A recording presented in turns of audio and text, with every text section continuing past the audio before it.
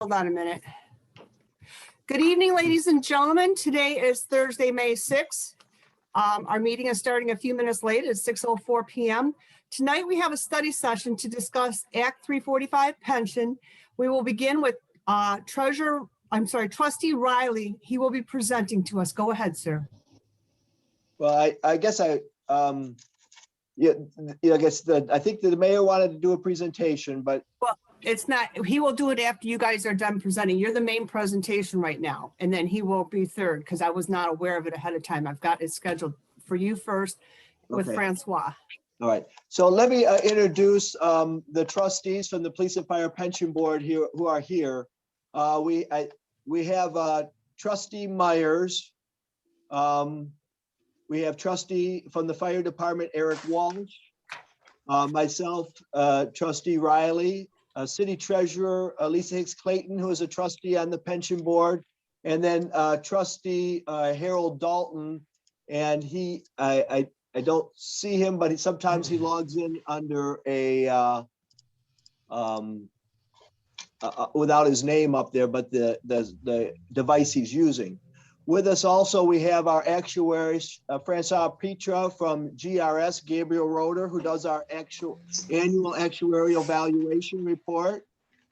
And we have our financial consultant, Stephen Riga, from the police, that works for the Police and Fire Pension Board, and our legal counsel, Thomas Mishaw from Van Overbeek, Mishaw and Timoney. Some of you have been on the council are familiar with that group before.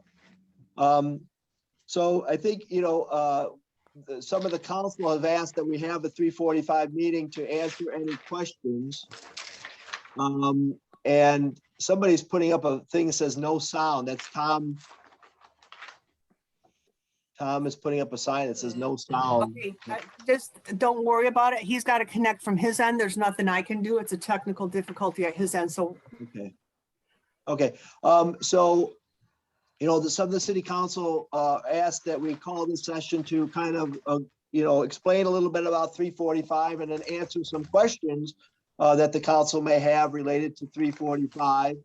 Because there's been, with a lot of new administration, we have obviously a new mayor, new controller, new mayor's assistant. We have, just to kind of, I guess, educate everybody on a little bit what we do and how we do it. And like I said, to try to clarify and answer any questions. So we thought that everybody was given in their mailboxes a copy of the annual actuarial valuation report dated July 1st, 2021. And I will share my screen of that report as Francois, the actuary, goes through it. And he will field questions. So I guess that's really kind of the introduction that I have. I don't know if you want to go right into the report.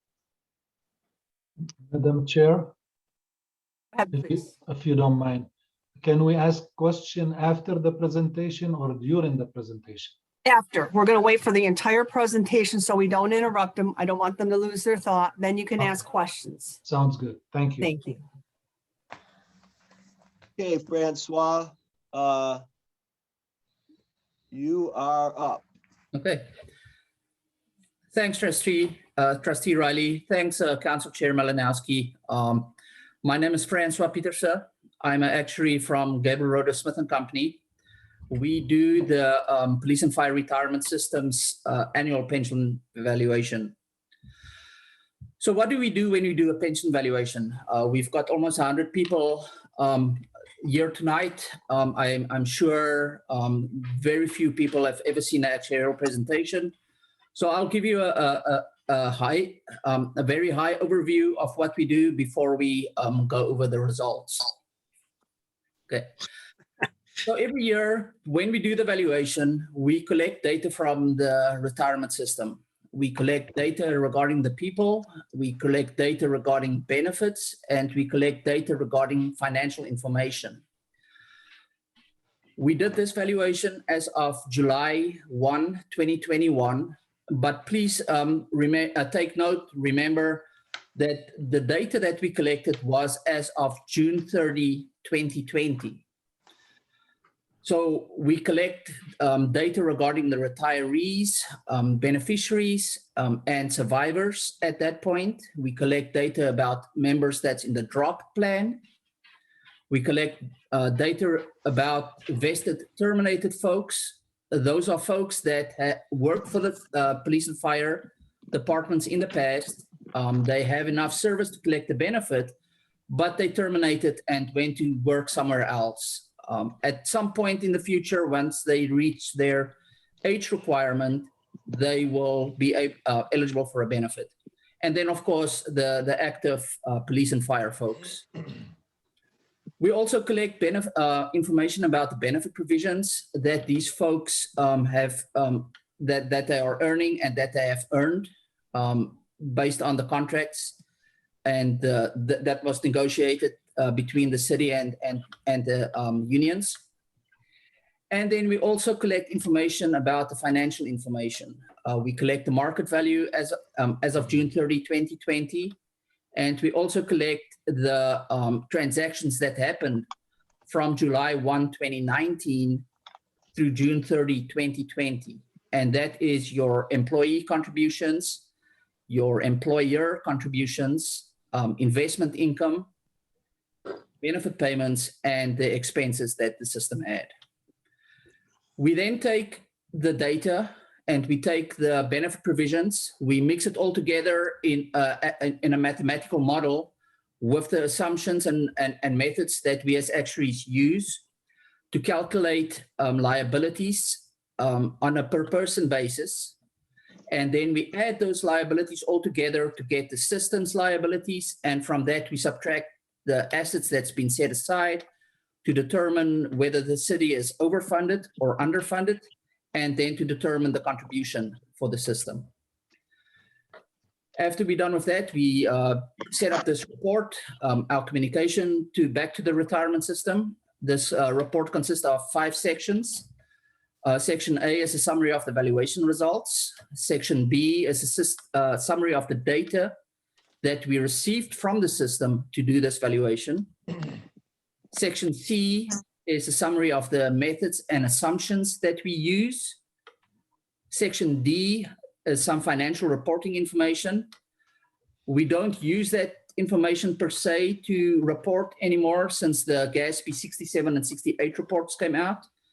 But we include that information in this valuation report because it provides nice historical information so you can compare on an annual basis. And then Section E, which is some risk disclosures that we have to include with our actuarial report. I am mainly going to talk to you about Section A, but if you have any questions about any of the sections, please feel free to ask. Okay, John, do you want to go to page A1 for me? Which page? A1. Yep. A1. Thank you. Okay, on this page, we've got the computed employer contribution for the fiscal year beginning July 1, 2021.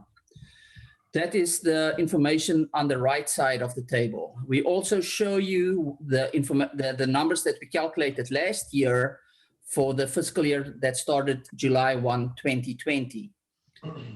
When we calculate the contribution requirement for a plan like yours, where there's still some active members, the required contribution consists of 2 components. The first component is the normal cost. That is the cost for your active members to earn another year's worth of benefits. Last year, we can see that the normal cost was 24.12% of payroll. This year, it is 24.28% of payroll. That is the total normal cost of benefits that active members are earning. From that, we subtract the amount that employees pay. Firefighters pay 7%, police officers pay 5%, and command officers pay 3%. So the weighted average is 5.5 this year, slightly down from last year. When we subtract the 5.5 from the 24.28, that leaves us with 18.78%. and that is the city's share of the normal cost. We convert that 18.78% to a dollar amount, and that dollar amount is $1.69 million. And that's a slight increase from the 1.648 million from last year. The city's normal cost is slightly higher, but then also payrolls are slightly higher. The second component is your amortization payment. As we will see on the next page, the city is underfunded, meaning that, sorry, not the city, the police and fire retirement system is underfunded, meaning that you have more liabilities than assets.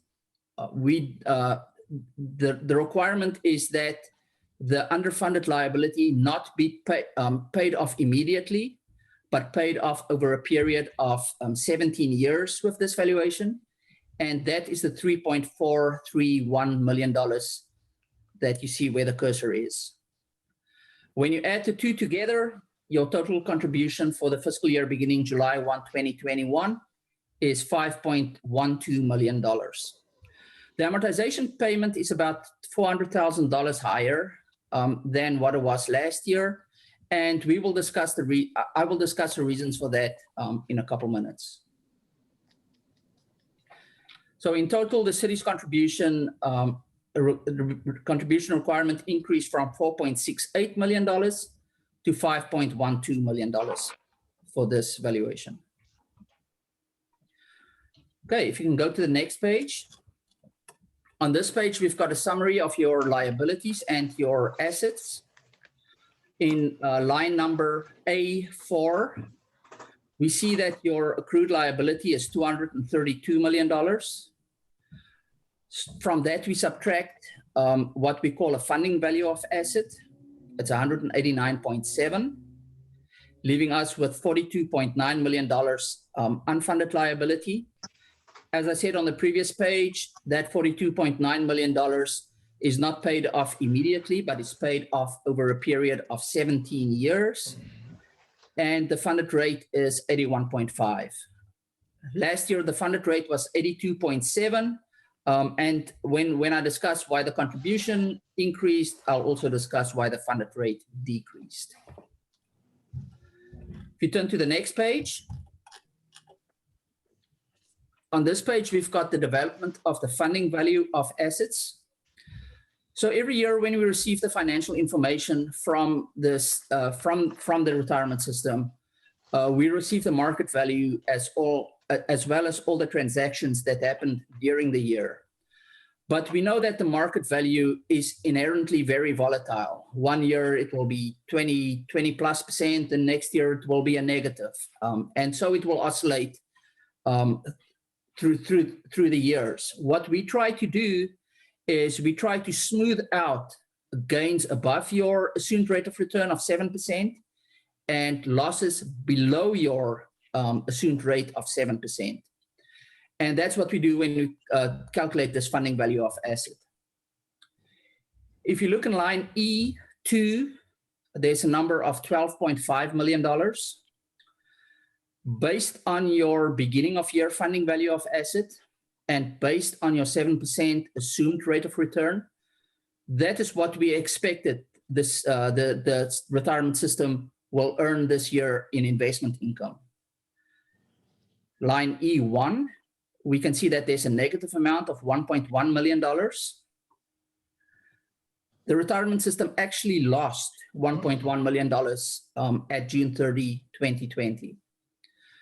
And in line E3, the difference of the two is $13.6 million, and that's a negative amount. That means that there is $13.6 million in losses that we have this year that we've got to recognize.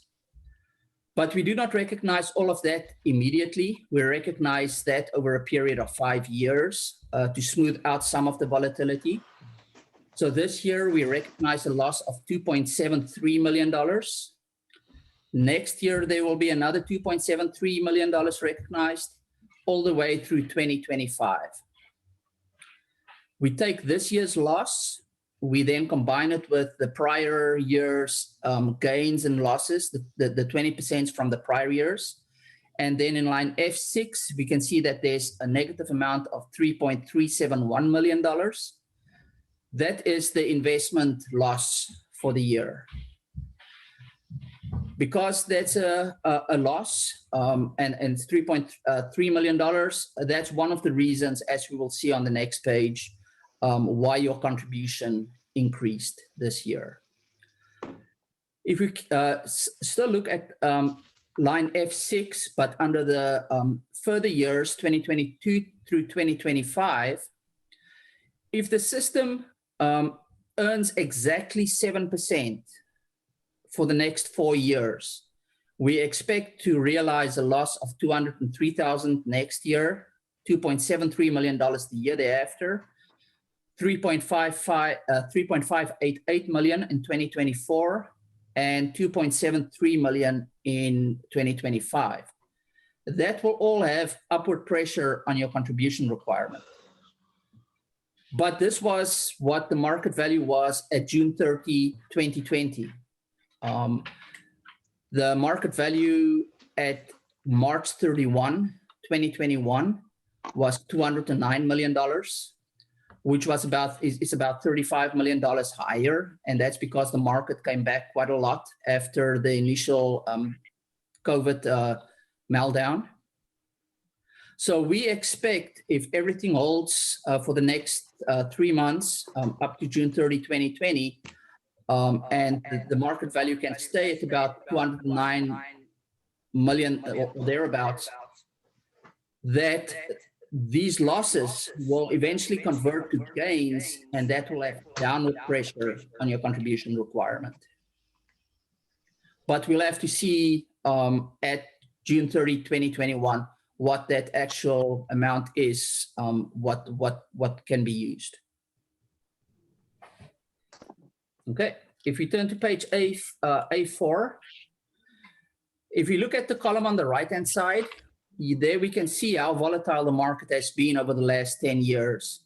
1 year it was 28%, and then we've got a couple years negative as well, at negative 2.24, as well as a negative 2.9. Your assumed return is 7%. It looks like on average, we might be close to it, but it's very volatile. There's not 1 year where you earned your 7% exactly. You either earn more than that or you either earn less than that. On page A5, so based on the unfunded liability at the start of the year, which was $39.5 million, based on transactions that we knew is going to occur during the year, active members were going to earn benefits during the year. The city was going to make a contribution, and we add interest because you add an unfunded liability. We expected the unfunded liability to increase slightly from $39.5 to $39.66 million. When we were done doing our calculations, that liability actually increased to $42.9 million for a difference of $3.2 million. And that is the actuarial loss that is causing your funded rate to drop and also causing your contribution requirement to increase. As we saw when we looked at the funding value of assets, the main reason for the increase in or for the loss that you had were the investment loss. Okay, if you turn to page A11, we've got some comments on this page. As I just said, your contribution requirement increased from $4.68 million to $5.12 million. Primarily, the reasons were unfavorable investment return. We had less retirees pass away than expected. If less retirees pass away than what we expected, it means that benefits is paid for a longer period by the retirement system and the liabilities are carried for a longer period. Also, you had more people retiring or entering the drop than expected. and you had fewer members terminating than expected. But by far the biggest reason for the loss that the system had this year was the unfavorable investment performance. Comment 2, so the assumed rate of return is 7%. The market value rate of return at June 30, 2020 was a negative 0.64%. And as I indicated, we calculate the funding value of assets to smooth out the gains, to smooth out the volatility. If we did use the market value to offset against the liabilities and calculate your contribution requirement, the required contribution would not be $5.12 million, but it would be about $5.9 million. Also, the funded rate would be 77.3% instead of 81.5%. Comment 3, based on the projected benefit payments from each of the different groups in the bonus payment plan and the long-term discount rate of 7%, bonus funds are expected to be depleted in about 4 years. That is on average in about 4 years. Some groups might be depleted sooner than that. Comment 4, there were no changes in benefits or early eligibility conditions since the last valuation. There were also no changes in assumptions and methods since the last valuation. As you can remember, with the last valuation, we adopted a new mortality table and new demographic assumptions, and that was used with the prior valuation. And then the last comment I want to make is comment 5. In 2017, 2018, the Michigan legislature adopted Public Act 202. Public Act 202 gave the state treasurer the ability to set uniform assumptions to measure pension liabilities and contribution requirements for Michigan municipalities. Now, this is only being used for reporting requirements. It's not being used for funding a pension plan. We do not include the number with this valuation. We include the number with the GASP valuation that we produce later on in the year. But the assumptions that we use for this pension valuation falls within all the parameters of Public Act 202. We use a 7% discount rate. We use an assumed wage inflation of 3%. We use the newest mortality table, the PUP 2010 table, and then we use an amortization period of 17 years, and the state treasurer requires at least 18. So all of the assumptions that we use for the calculating of the pension valuation is within the assumptions, within the parameters of the state treasurer's guidelines. And that's pretty much what I had. If you have any questions, I'll be free. I'll be able to take them and try to answer them. Trustee Riley, did you have anything else to add to that? Well, I mean, I'd like to say, Francois did mention it, that, you know, the asset value for this report was from June 30th, 2020. And as you know, the market crashed in February and March of 2020 and hadn't fully recovered until, you know, after June 30th, and it's been kind of skyrocketing since. And so we're showing a, you know, market value of around the 174 million, when actually at this time, again, our assets are valued at about 209 million. And so we had a great year. You know, you can't get, you know, exactly 7% each year. It's very volatile, up and down each year. And so if we have a minute, we could later, we could share some of our investment returns with the council, just to show how we have performed since, you know, since inception for the last few years. Okay. If that would be okay. Yeah, that's fine. Go ahead. Okay. All right. And I'm going to unmute our financial consultant to go through that.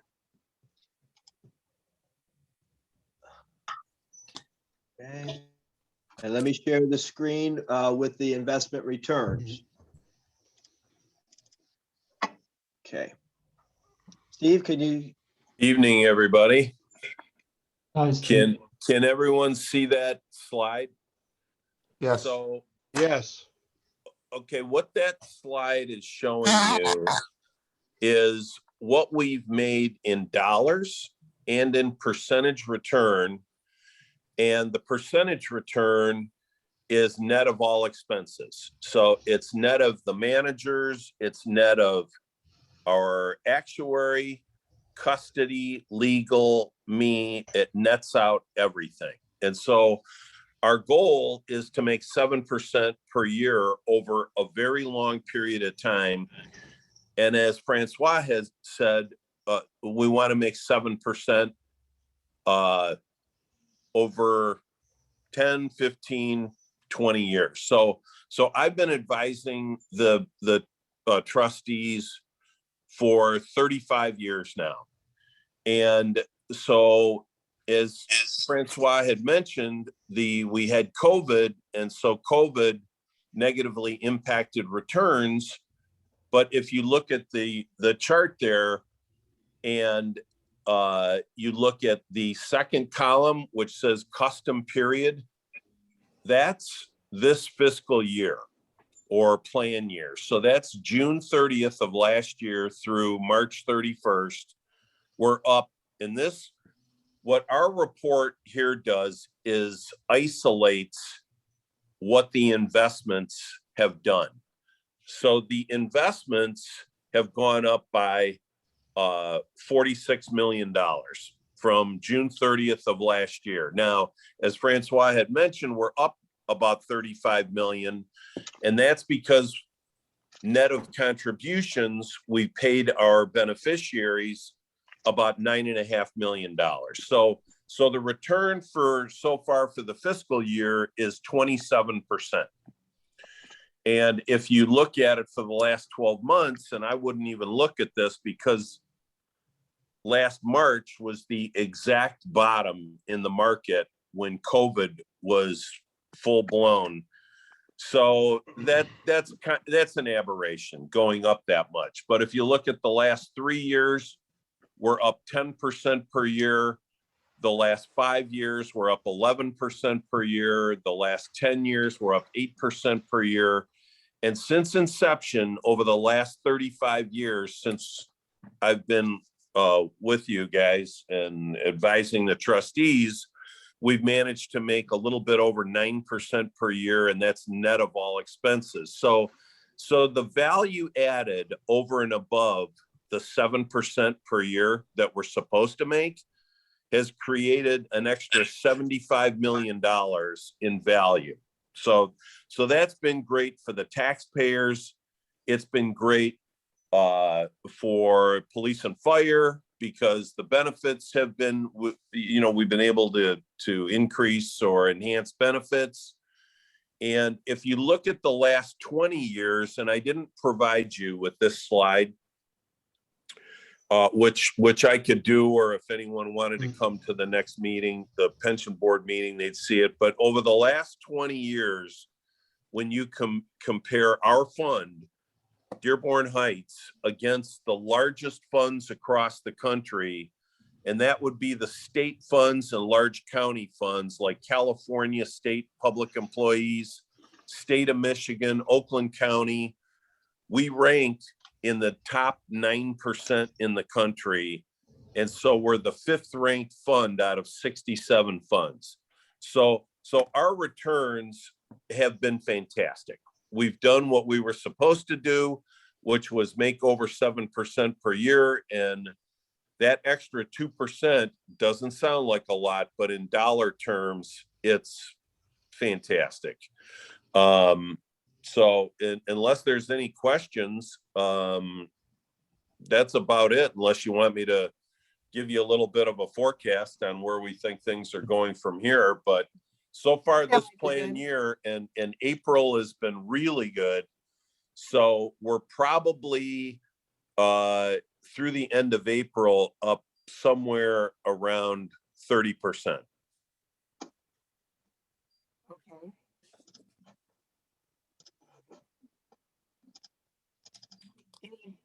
Anybody else? Mayor, hold on. Am I unmuting? Go ahead, please. Thank you, Council Chair. I also have a presentation. I sent it to Mr. Riley, so let me see if I can actually share it also. Thank you. In the future, could you please call me and send it to me also? Because it's a city council meeting and that's how we get the schedule here. That's where we decide what we put in what order. Because I was totally unaware of it. Council meeting right now. I'll call you. So do you want me to proceed? Sure, yeah, go ahead. Okay. John? Okay, so Mr. Riley, you gonna control that or Yeah, the let me city control councilman, I'll that? call you a little bit. I think I have the presentation up now, Mayor. Okay, okay, so we'll go to the first one. So I wanted to actually present this before the other, but that's okay.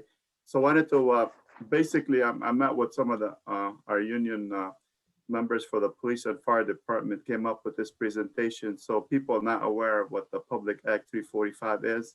So this is pretty much just touch base on what Public Act 345 is.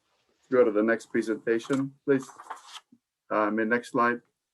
Okay, so Michigan Public Act 345 of 1937 allows municipalities through ballot initiatives, the adoptions of Public Act 345, the retirement fund for the police and fire employees. The purpose is to establish the funding mechanism separate from the general fund specifically for police and firefighters. Retirement benefits. Public Act 345 enables the general fund revenues to be used for city operations. For Public Act 345, both the municipality and the employees are required to make contributions to the retirement fund. And also the Michigan Public Act 345 was adopted by the voters of Dearborn Heights in 1965. It's a well-managed system in Dearborn Heights, which works for the taxpayers and also employees alike. It serves as an excellent human resource tool for recruitment and retentions of valuable public service professionals. Next one, next slide. The 2020 actuarial valuation report shows that the Dearborn Heights Public Act 345 police and fire retirement system is funded at 82.7%. This is well above the Michigan Public Act 202 benchmark. As of right now, it's at 60%. The Public Act 345 police and fire retirement system meets and exceeds the funding requirements by all governmental standards. An actuarial evaluation is completed every year to ensure the compliance with the state and federal regulations as presented earlier. Next slide. So here talks about the employees' contribution. All police officers and firefighters in the city of Dearborn Heights retirement system contributes a percentage of their annual salary to the Public Act 345 retirement system. Depending on the collective bargaining agreement they are covered under. And right now we're in the middle of doing the negotiations for one of them. Residents via millage. Okay, so the city applies their portion of the Public Act 345 retirement system contributions onto the millage based upon the amounts determined by the actuarial evaluation on an annual basis. Next slide, please. Okay, so participants of the Public Act 345 retirement system, it must be a sworn police officer or a firefighter of the city of Dearborn Heights. Police officers and firefighters, they must have 25 years of service. They also to be eligible for the full retirement. Reduced retirements are also available under specific contractual situations. Next slide, please. So this table here talks about all the police departments or cities that actually have Public Act 345. If you look at this here, this is only some of many, and you can see a lot of surrounding communities have that. Even there's some cities that had it, but they took it off and they're actually thinking about going back to the Public Act 345. And I'll get to that in a little bit in the next slide. But you can see here a lot of surrounding communities. They do have the public act, including state police. Sorry, next slide. So over the past 10 years, 40 police officers have come to Dearborn Heights because of the benefits provided for the in negotiation of collective bargaining agreement. The Dearborn Heights police officers have taken significant wage reduction to ensure those benefits. Being a police officer is physically and mentally demanding job. Dearborn Heights police officers want to ensure their retirement benefits. Instead of receiving higher pay, they rather take a lower pay and just receive their pensions or retirement benefits later. This has been very beneficial to our taxpayers here in Dearborn Heights by controlling the costs and providing opportunity for long-term financial planning. Next slide, please. So for the firefighters, again, over the last past 10 years, 23 firefighters have come to Dearborn Heights from other cities, municipalities, because of the benefits also negotiated in the collective bargaining agreement. And Dearborn Heights have taken significant, again, firefighters taken significant wage reductions over the last several years to make sure, again, they can get the better retirement benefits. And as you know, the firefighters is a physically and mentally demanding job. And also, this has been very beneficial to our taxpayers in Dearborn Heights by controlling the costs and providing opportunity for long-term financial planning. So this slide shows the surrounding communities that don't have, you can see the benefits here or actually the pay for police officers. This is starting salaries. So I looked up a bunch of departments that are hiring within our area here in Dearborn Heights. As you can see, our police department, the starting wage is $40,000. And if you can see here, the nearest city, which is Garden City, is about $6,493 difference from our police officers here in Dearborn Heights. And it's a smaller city. And you can see here, Livonia, they start at $58,200. Livonia used to have the Public Act 345, but they went away with it. But right now, there's a regret that they did, so they're trying to go back to it. So I don't know what the status is with that. Next slide, please. So the next slide talks about the fire department starting wage. Again, if you see here, the starting wage for the firefighter is $37,331. And you can see Dearborn is $52,000. That's significant, big change, from their starting salary. Even Allen Park has their salary starts at $47,000. Redford and Taylor, even though they do have public act for Redford and Taylor, I wanted to show you that their starting salary, I mean, look at Taylor, is almost like $9,000 difference.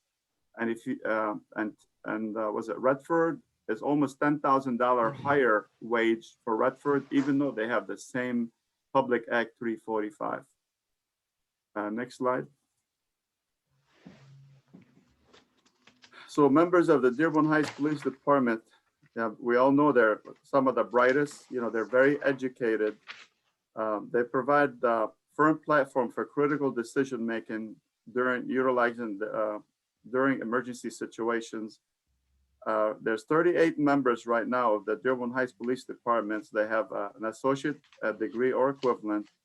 28 members of the Dearborn Heights Police Departments have a bachelor's degree, and 7 members, they have a master's degree.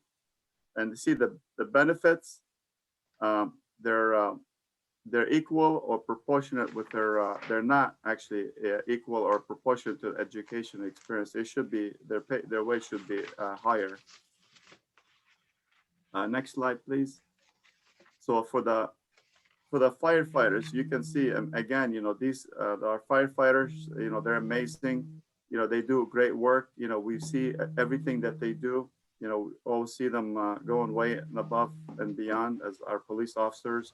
And talks about 45 members of the firefighters, they have an associate degree or equivalent. 12 members, they have bachelor's degree, and 5 members, they have a master's degree. And again, you see that the salaries that they have, starting wages, it's not equivalent to their education. Next one. So people talk about the DROP program. DROP stands for Deferred Retirement Option Program. Specific contract language exists in both the police and fire union contracts under the DROP programs. These accounts are simply the members electing to defer their earned monthly retirement benefits and leaving those benefits in the fund. Each DROP account is the participant's undisputed retirement benefits. DROP accounts are benefits that have been earned by the participants, and they have not been taken yet. It is managed by the Dearborn Heights Police and Fire Retirement System Board. DROP accounts are not owned by the city. While the DROP accounts are individually allocated to each DROP participants, all the money is collectively invested by a retirement system managers to maximize its return. Next slide. The city does not pay into any DROP participants account. The DROP participants share the interest that is occurred on their DROP accounts with a pension system. This reduces the amount of money that is placed on the millage annually. And we're going to see that here in the next, couple, 2-3 weeks, when we approve the budget. You can see the last year's interest from the DROP participants to the pension was approximately $2.3 million. DROP participants could take their money at any time, and that would not, there's no interest shared. So with the police and fire system. Next slide. Okay, so the return on investment for all DROP participants is set by the collective bargaining agreement at 5% or half the rate of return. The police and fire retirement system retains any earnings in excess of that amount. So the interest is split evenly between the DROP participants and the police and fire retirement system. The police and fire retirement system average return 1, 3, 5, 7 year and 10 year at all exceeds 5%, the benchmark. The 2020 rate of return exceeded 14%, and the 10-year average exceeded the 8.5%. The DROP program saved the taxpayers of Dearborn Heights tens of millions of dollars since its inception. Next one. So the Public Act 345 fire and retirement system funds are completely separate from the general operating fund for the city of Dearborn Heights.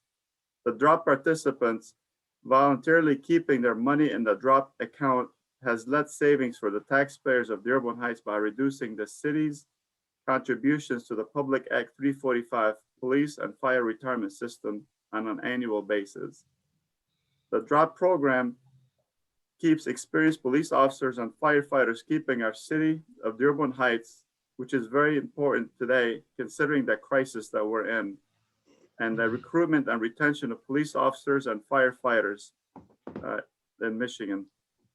Similarly, the collective bargaining agreement language for the city of Dearborn Heights DROP program can be found in Redford, as I showed earlier in the table. There's a lot of police and fire departments, they use the DROP program.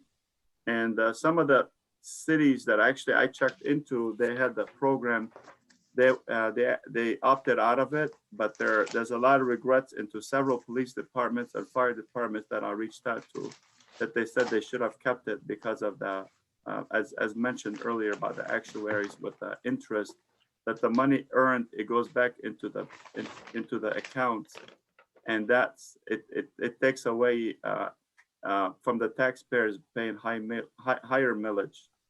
Again, that's all I have on this slide. Thank you, Mr. Riley. Thank you. At this time, I will open it up to questions. First, we have Councilman Constant. Go ahead, please. Oh, I'm all set. Was just going to comment on how well our pension system is funded, and going forward, what a good incentive it is for firefighters to start here and stay here, and police officers. Thank you. Next, we have Councilman Abdul Haq. Hello, and thank you, Madam Chair, for the study session. And I hope that I learn and you learn and the public learn what is the, Act 345 and the DROP program. And I'm not here to take away any benefit from anybody. I just want to understand what we're paying for on the Act 345 and the DROP program. First, I want to know from Mr. Riley, what kind of money and what kind of programs we collect funds for under Act 345 beside the pension? You pay to the pension system the contribution that's required by the actuary, and the city has been collects the administration fee for that they have contributed into the pension fund to pay for our administrative costs. Those are the two items that come to the pension system. And then that the city is paying from the contribution of the residents, I believe, towards the healthcare. And How much we collect approximately every year for healthcare, roughly? I do not know that number. I do not know that number. Okay, does anybody on the trustee, on the pension board or the RH, does she know how much if she's with us? From the budget, can anybody tell me how much we have collected or we're going to collect in next year? Around $8 million?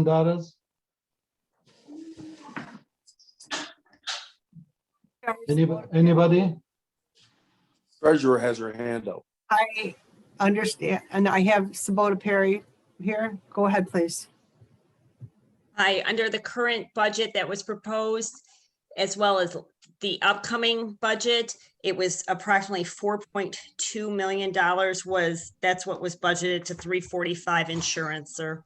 Okay, this is collected under Act 345, correct? I'm simply reporting as to what the budget, I understand, Liz, but this money is basically levied on the taxpayers under the Act 345 for the health care. that is my understanding. Okay, why this money is in the city general fund? It's not a separate fund and it's not under the pension board, who is established under Act 345. Why don't they take this money, invested, and they pay as they go for health care? Isn't this violation of Act 345? I believe it is. Anybody can answer, any Madam lawyer? Chair, let me turn it over. Let me ask our pension attorney then to respond to the Let's ask council. the attorney, maybe we. Okay, hold on a minute. Which one's the attorney so I can unmute him, please? Oh, I see it. Hold on. Go ahead, sir. I asked you to unmute. Go ahead. Thank you very much. Just by way of introduction, my name is Tom Michaud. I have the pleasure of being the attorney for the Police and Fire Retirement System Act 345, as well as the Retiree Healthcare Act 345 Trust Fund. By way of introduction, just want to make sure the board understands, or the members of the council, the role of the pension board and the role of the Retiree Healthcare Board is they're separate dedicated trust funds. So it's the role of the Board of Trustees of both of those trust funds to administer the funds that are deposited and contributed to the retirement system and the Retiree Healthcare Fund. And they're dedicated and held in trust for the sole purposes, of each individual trust funds. And those contributions are determined, as you heard earlier this evening, by the actuary and the assessment of the liabilities and the investments. And on an annual basis for the pension are reported for the contribution purposes. So once the assets are made to the retirement system or the healthcare, then they come under the responsibility for safekeeping and investment from those individual. But the other issues that are being raised in terms of the funding and the general city accounts, those issues are outside the purview of the retirement board or the healthcare board, and would be more appropriately addressed to the city officials that fall within those responsibilities at the city level. From the pension board and the retiree healthcare level, they're simply entrusted with as fiduciaries to oversee the assets that are contributed. So I want to make sure we're very clear that from the pension system and the healthcare, those are assets held in trust. And I can say, having been the legal counsel since the mid-90s for both those, for both the general retirement system, but as well as the police and fire retirement system, that the boards have taken that very seriously and are very committed to the success and for the benefit of both, all the members.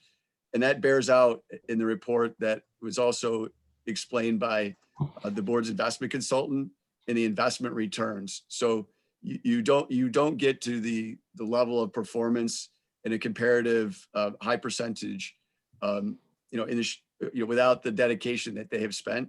So I'd be happy to answer any questions that I could with respect to the pension and the healthcare. But I just want to make sure that, I was clear in the roles and responsibilities, and I'd be happy to answer any questions. Thank you. Counselor, I disagree with you 100%. You did not answer the question. Yeah. There is money levied on the taxpayers, $4 million under Act 345. It is the responsibility of everybody who is involved in Act 345 to make sure that money is in a trust fund, not commingled with the city funds, which is right now in the city fund, and it has been collecting interest for the last so many years, and that interest never went back to reduce the liability. Please forgive me, let me finish.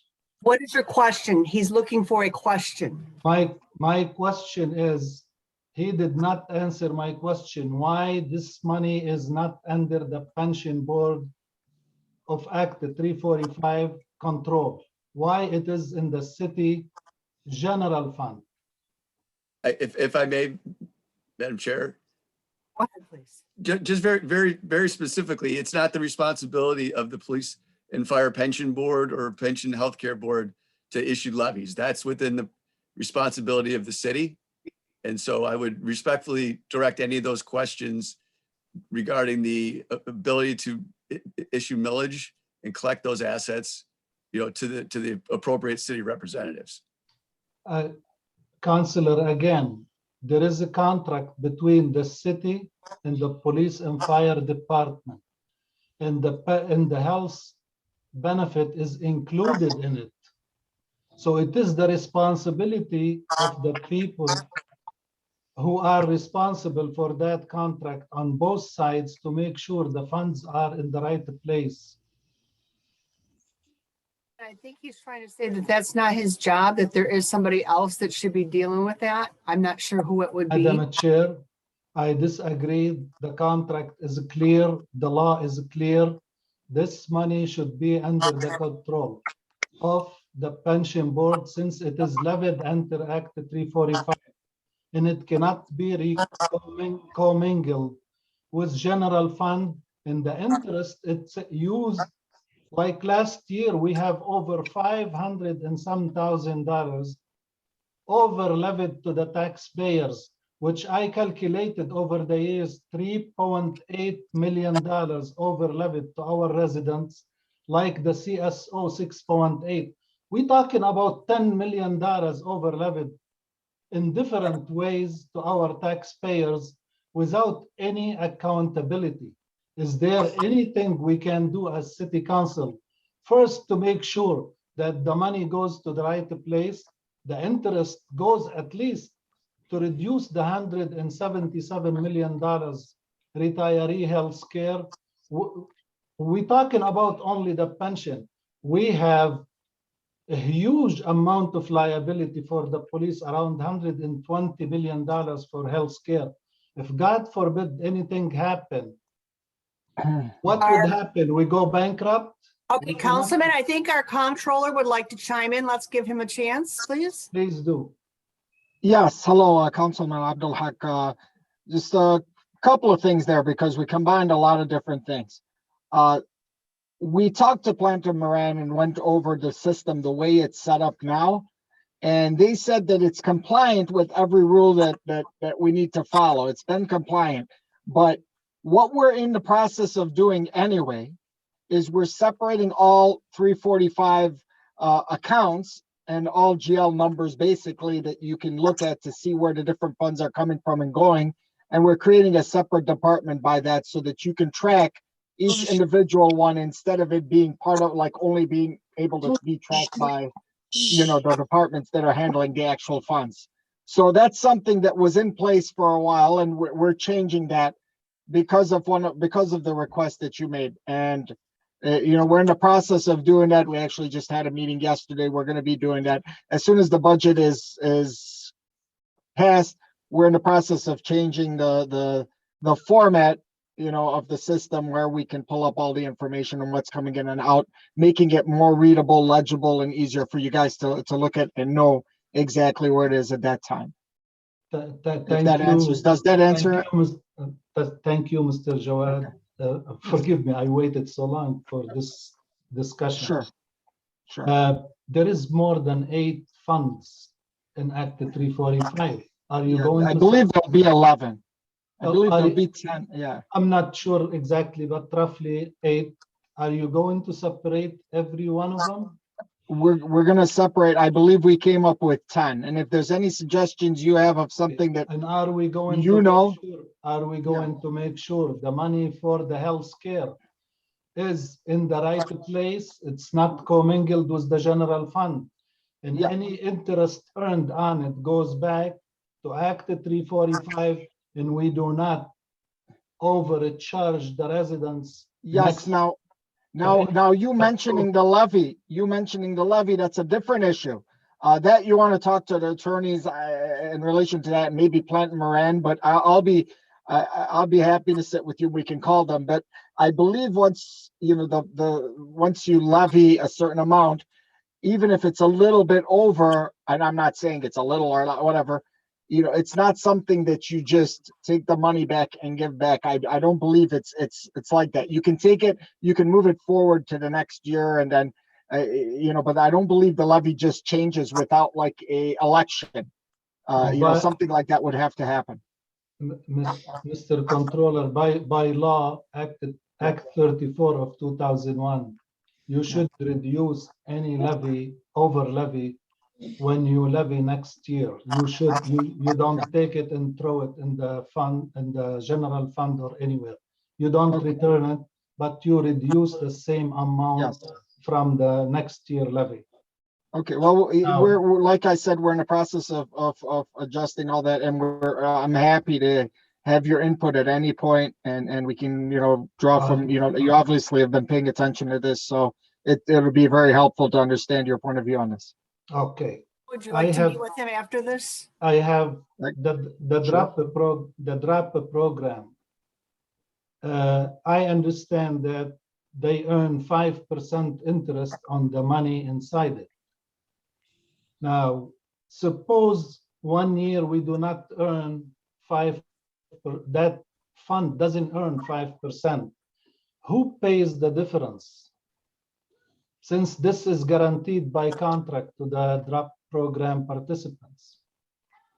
I don't actually personally handle the DRAP program, but I oversee. I mean, I can find that out for you. I can find it out for you and get it. If Jean can answer it. Well, I mean, we calculate. I mean, we calculate the drop interest according to the negotiated contracts.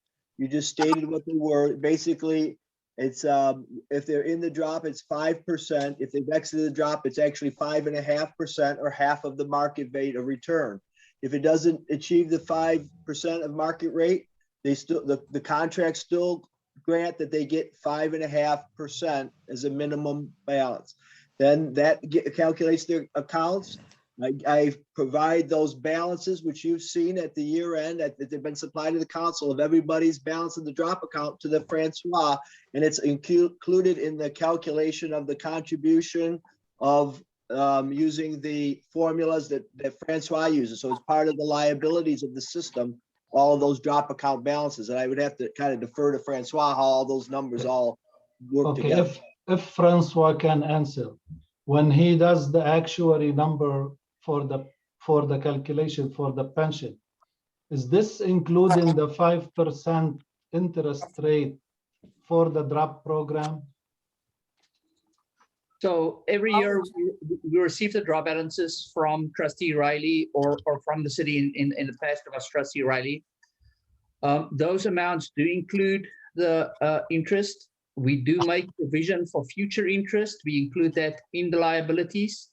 And that is just then offset against the assets from the pension plan when we calculate the contribution requirement. Okay, do we have any records in the city or in the pension board or at your disposal showing how much money we pay separately for interest? And how can we find that number? Because you have one number, and to me as city council, I don't know how much I'm paying 5% interest or less than 5%. Why it's not separated? To show us the city council who approved this money. Why we don't know how much? Contract negotiation, Councilman. I think we've been through that. It's approved through contract negotiation.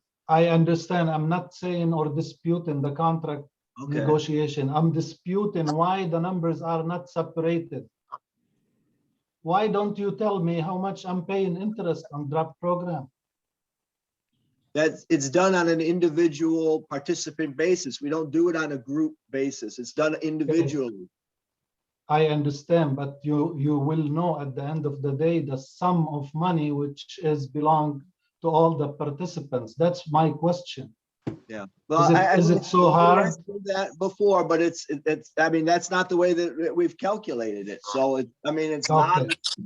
I would like, as a city council member responsible for that money, to know exactly how much money I'm paying in interest and how much money I'm paying for other things. This is a simple question. I think we should correct it if there is some mistake here. There's no mistake. I'm not accusing anybody. Okay, at this point of order, at this time, we're not being productive in regards to this discussion.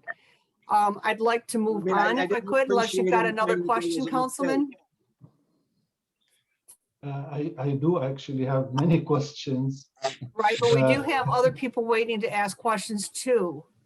Yeah, I did ask for that. I don't want to argue with you. Thank you.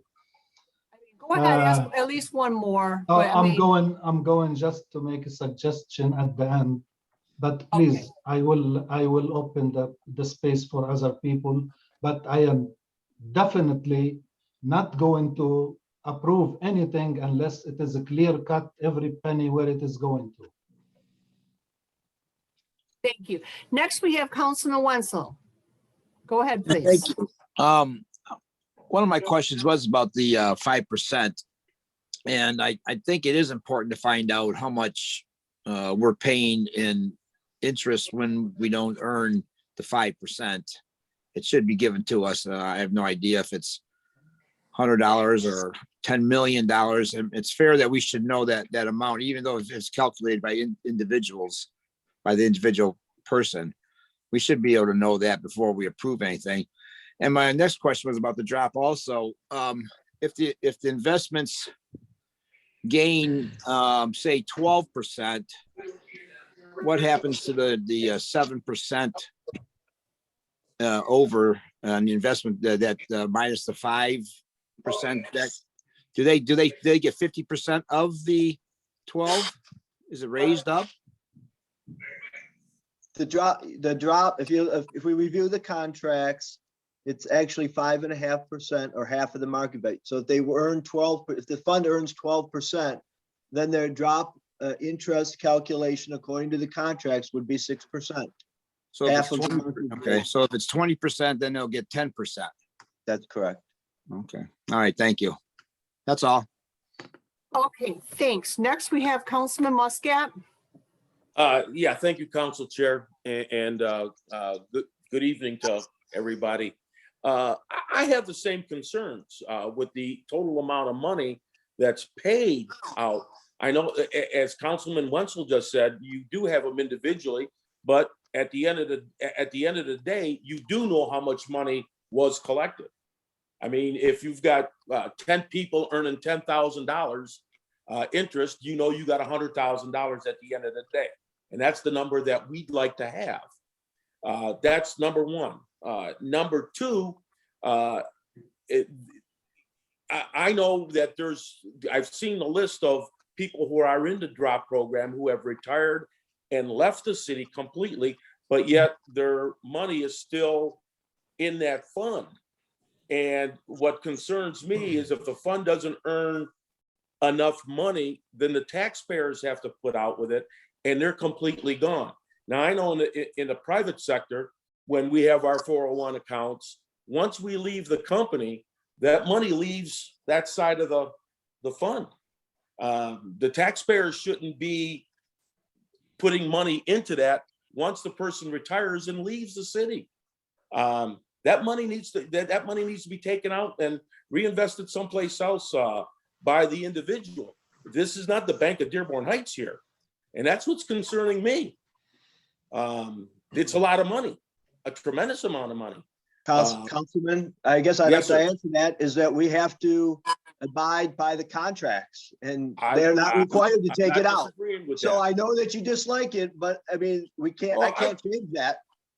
You're doing what you're supposed to do, and you're Right. following the contract law.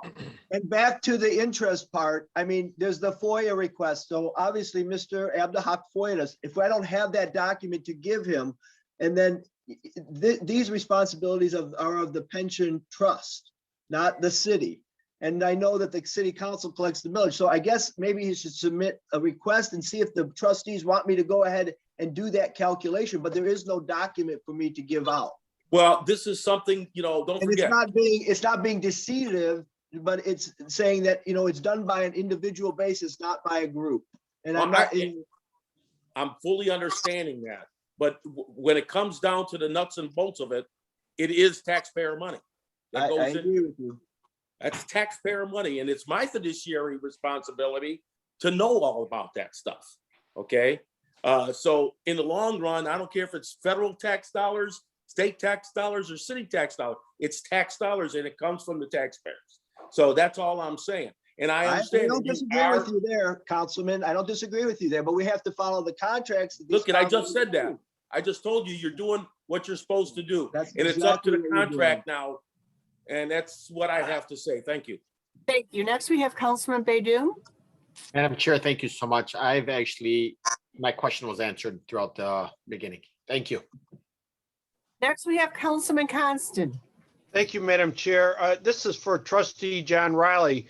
So if a police or fire participant has 25 years of service with the city and and otherwise qualify and they elect to go into the drop, the interest and so forth is on their money. They're not earning any more service credits. And the interest is on their money. They get that interest or that part of it if it's, and there's limitations on how long they can be in the drop. Correct, John?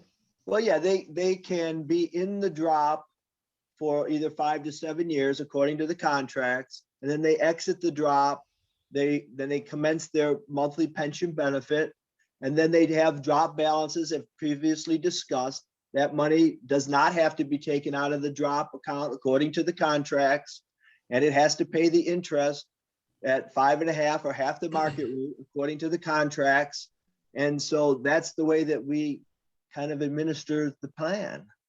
That's what was bargained for, and wages were probably lower than they might otherwise be, and that's what was bargained for. And that's in the contract, correct? Yes. Thank you. Madam Chair, Councilman Abdullah, please. A couple of statements and a question. First of all, we got to keep in mind that these pensions and the drop program, but especially the pensions, I mean, this is what attracts people to come into our city. And we have a very strong pension program. And I think for our police officers and firefighters, it's very well deserved. One of the first things that I learned when I got on city council is unfortunately the low amount of pay that we pay to our police, brand new police officers and firefighters, especially as compared to other cities. And I was very disappointed in that. And at the time we all voted and I also voted for, of course, to increase the amount of pay for our firefighters and police officers. And at this point, we are still, if you compare it to other cities, we are still one of the lowest. So this is one of the things that attracts police officers to want to come to our city. I know a couple different police officers specific, not to name any names, that came into our city from the sheriff's department, from other communities that are considered much better to do as far as financially as compared to our budget. Yet they came here because of our pension and because of our drop program. I have no problem when people get into the drop program because it's their own money that they're getting into the program. They're putting it in, they're investing it, and they're earning interest. We could say it's taxpayers' money. Not really, because it's their own pension money that they put in that's being invested and they're getting interest back. So if that's an incentive for somebody to want to work in our city, I'm all okay for that.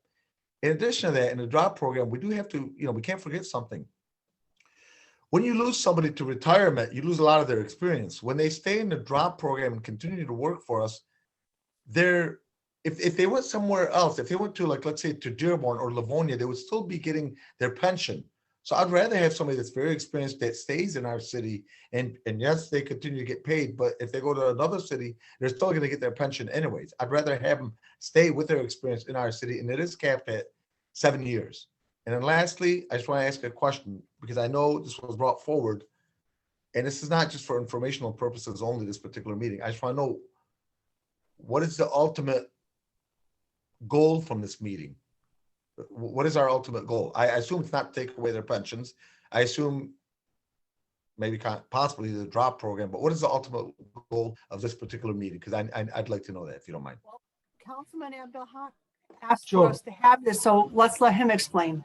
Okay, I have many questions about the drop program, and I'm sorry, the reason I'm bringing this up because some elected official in the city who I respect very much once told me when the city council voted 7-0 on one of the contract for the police, he says the mayor and his assistant worked against the wish of the city council when they voted 7-0 and against the interest of the residents.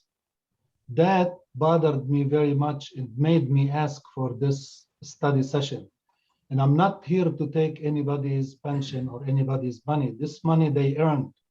On the contrary, I want to ask the administration to increase the entry salary for the police and fire to be matching to cities around us. But I want to make sure that there is no burden in the long run for our residents. Like when the administration in the council, previous council, allowed to purchase 5 years and 3 years of service. To me, maybe I am wrong. If somebody has 20 years and he bought 5 years, he started collecting his pension 5 years ahead of time. So if he paid $50,000 for 5 years to purchase 5 years, he will be collected $30,000 ahead of $300,000 ahead of time. And that is burden to the pension, burden to the residents. And that's why I am asking, basically, so we all learn, if the contract comes up, we don't make the same mistakes which happened, in my opinion, by the previous administration. We are in the business to keep all the experienced people. We are in the business to attract the best. But I want to make sure that the taxpayers' money is going in the right way to the right places. And we have Trustee Myers with his hand up. I think he wants to answer your question. Go ahead, please. Actually, I actually want to speak as a citizen. Oh, okay. At this time, we have went through all the council people, so I will start with open comment from the residents. Go ahead, trustee Myers. Thank you, Council Chair. I've listened to different numbers thrown out, and yes, I am a trustee and I've been for years, but as a citizen, I keep hearing how much is it, the drop has cost citizens. We've heard from the trust financial advisor that historically it's made a little over 9%. If we have to guarantee trust participants 5% long-term, as the councilman keeps saying, we're still on the plus side. According to those numbers, it hasn't cost the citizens, it's investment earnings. We've paid 9%, we've earned 9%, and at best, on the members' money, have paid 5 or more when it's made more. So over historically, the drop program has not cost the taxpayers, it might have cost investment earnings, any more than we've paid out. So I'm not a mathematician, I'm a citizen, but 9% what we've earned is greater than 5% that we've paid out historically. That's all I have to say as a citizen. Thank you. And I hope this goes away soon and we can. Thank you. Thank you. I'm sorry, somebody needs to mute themselves if they're going to have a conversation. This time I am going to call on Lisa Hicks Clayton. Are you speaking as a resident? No, it's And- the treasurer. Okay, this time it's public comment.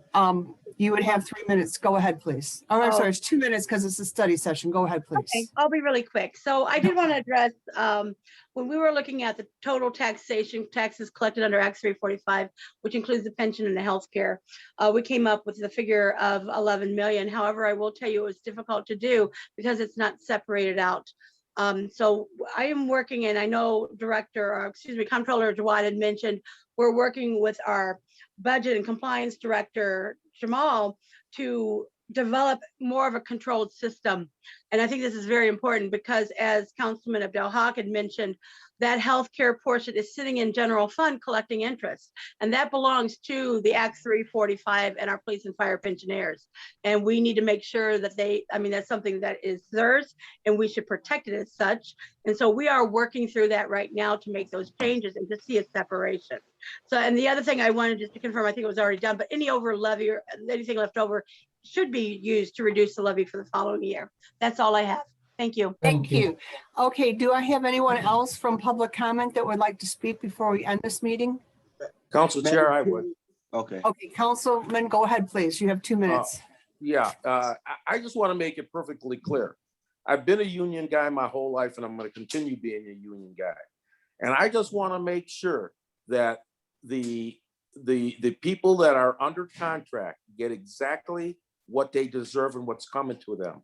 I don't want anybody taking anything away from them. In fact, if there's going to be interest that is being paid and we're putting it in general fund, to me, it's shortchanging my union brothers and sisters. I don't like that. I want to make sure that they get it.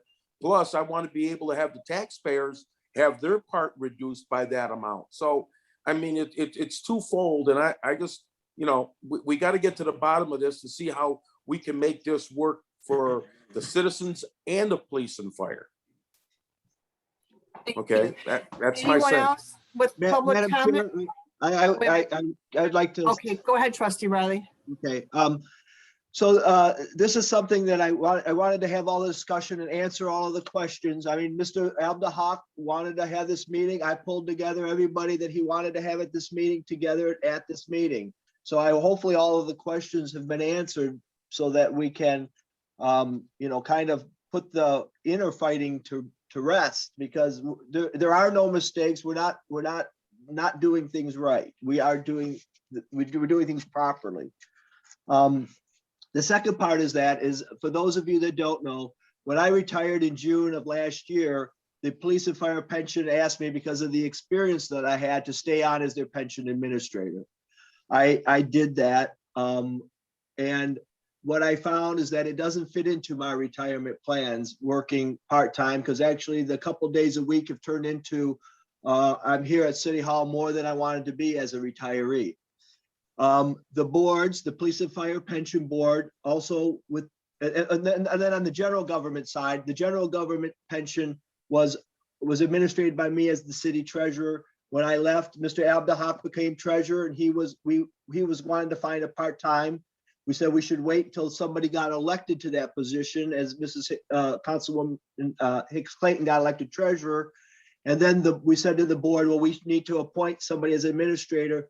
They were not ready to appoint the new treasurer, and so they wanted to hire an outside person. We put the two pension boards went together, and they formed a committee to find an administrator to administrate the two pension systems, which was not going to be me. And we figured out a value for that position. We advertised, we interviewed, and we posted those interviews. They were public meetings, and we had found a candidate that we would like to hire to administrate the pensions systems. So as that would be the budgets that we submitted to the city council. I went over the general government budget amendments needed to pay for that administrative person last week. I believe it was Friday, but the police and fire system also needs to make a budget amendment so that the administrator can be paid from the part-time salary. It's a part-time position to administrate this pension system.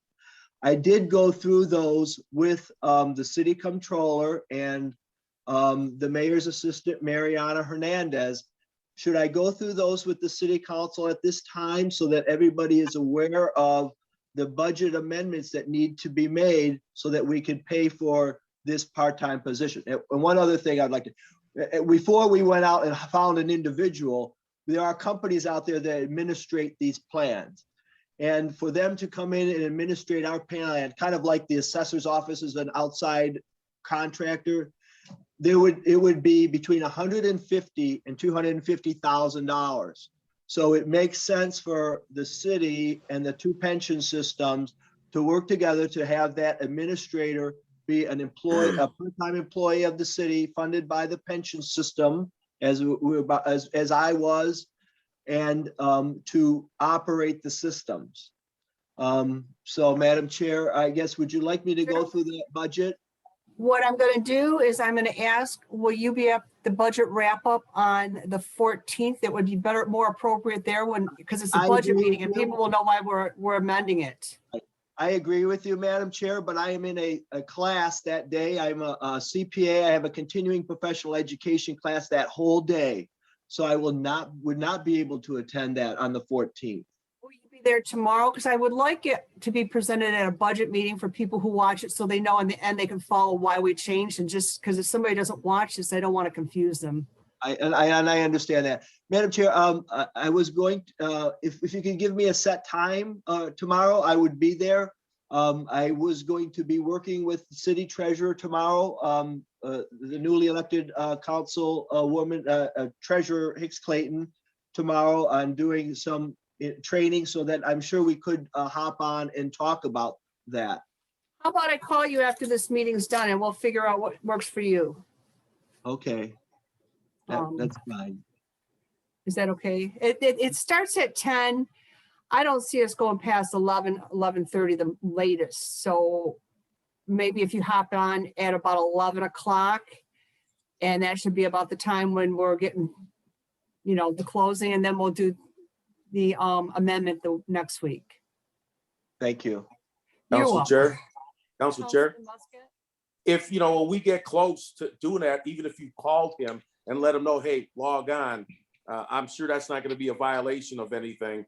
So then he can just go to the office and log on. Like that job? I could do that too. I would appreciate it because sometimes when I get going here, I don't want to forget and not bring them in. And you're, like I said, if I'm calling on people and trying to run the meeting, it would be easier if you would. If we get close to the end, we'll give them a call, say, Mr. Riley, please log on, and he can log on and continue to do whatever he's doing. I appreciate I appreciate it because I wouldn't be able to make it 14. I just don't want to be a violation of any Open Meetings Act. Oh, I'm gonna give you that job because I would greatly Thank you. appreciate you doing that. It would work out perfect because I was thinking of it, but I thought, how am I gonna get it going if I'm running it? Trustee Riley, can you, you still have my phone number, my cell number. Can you give me a call and give me the number to where to call you? Sure. All right, after the meeting, give me a call. Yeah, and then I guess if all the questions been answered that people have, because these are where we have everybody here now, and I think what becomes hard is when people start shooting questions at this person, that person, and if we just answer all the questions while the people are here, we can answer the questions. Okay, at this time, we have one more person, Mr. Jamal. And I'm gonna ask you, it's 2 minutes. Go ahead, please. But I'm sorry, I wasn't able to attend from the beginning. Good evening, everybody. I am speaking as the part of my job, budgetary compliance. Okay, at this time, I'm asking you, we are a public comment, and it would be a public comment of 2 minutes. It's okay, 2 minutes, whether that or this. Okay. Go ahead. From the budgetary point of view, we have a process at the controller office that when they invoice, because we process right now the healthcare and other benefits, the retirement system for police and fire under the state law, it includes all the benefits. Every benefit negotiated in the police and fire contract is eligible for funding by public act. It's not only the pension. It is the healthcare, it's the drop, it's everything you negotiate. It is eligible under public act. So whatever we collect for you as a board of Act 345, it is your money. It is something that under your board is a quasi-governmental agency. It is not under the city council. The city collect the money, you get the money. Now we, as a city, process for you the accounting system for the healthcare and other few accounts. And since we have a process in the control office that every invoice comes, it goes through the entry, it goes to the general ledger. After that, if it's a city invoice, it's gotta go to the council. If it's over $1,500 or $5,000, it depends whether it is service or materials. In the case of the invoices, under the Act 345, which is the healthcare and other ones, where this is gonna go? The city council have no jurisdiction over it. It's gonna go somewhere to be approved. Under the Act 345, it says all invoices for Act 345 can be paid after the resolution by Act 345 and signed by 2 members of the Act. Then goes the treasurer. From our time is up, sir.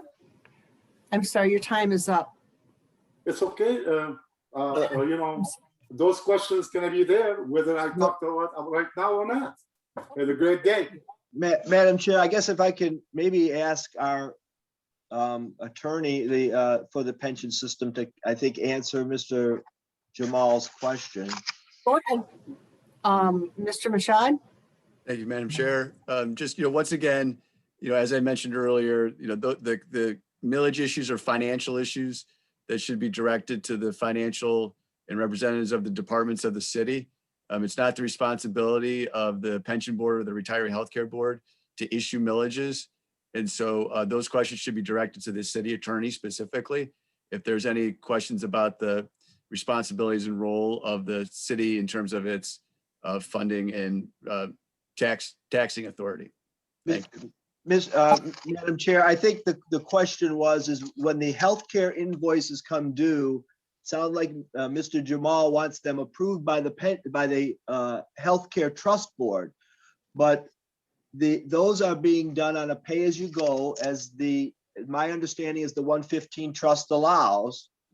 And so it is not under the jurisdiction of the healthcare trust board because the money is not put into the trust.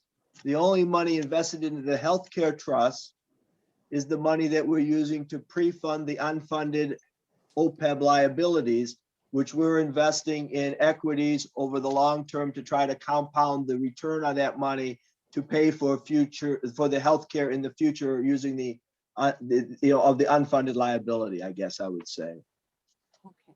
Thank you. And next we have Councilman Baydoun. You have Madam 2 Chair, minutes, thank you please. so much. Madam Chair, Mayor Bazey, Trustee Riley, colleagues, thank you all for being here. And I thank Councilman Zuhair for putting this together so that there can be an open dialogue amongst, it looks like the firefighters, police officers, the trustees, and some of the council members that had some, concerns. But I think from looking at this today, we've been able to see that there has been some clear vision here. There's have been a lot of questions that have been answered. And to our firefighters and our police officers, I know you guys are taking pay cuts. I know that, you guys are putting your lives on the line, working 20, 25 years, and then looking forward for that pension. I grew up in a family of a union family. And so for that, I understand. And I just want to make it out there very clear that in protection for you guys, I don't see, and I hope my colleagues will follow on this, that none of us here are here to take away anybody's pension and to go against this drop program, because I believe the drop program is actually bringing in money to the residents. And as a resident, I'm speaking, not even as being on council, that I wouldn't want to see taxes go up. So eliminating this drop program is going to hurt us long term. With that said, I thank you guys for taking your pay cuts. I know that in the past, I'm speaking with the firefighters and some of the police officers. A lot of them have taken pay cuts in order to, look out for the city of Dearborn Heights and to be able to make sure that we had that surplus of money in our accounts. So I thank you guys for that. And I hope everybody has a wonderful day. Thank you. At this time, does anyone else have questions before we end this study session? I see no hands at this time. Everyone have a good night. The study session is Thank you. ended. Thank you. We'll see you tomorrow.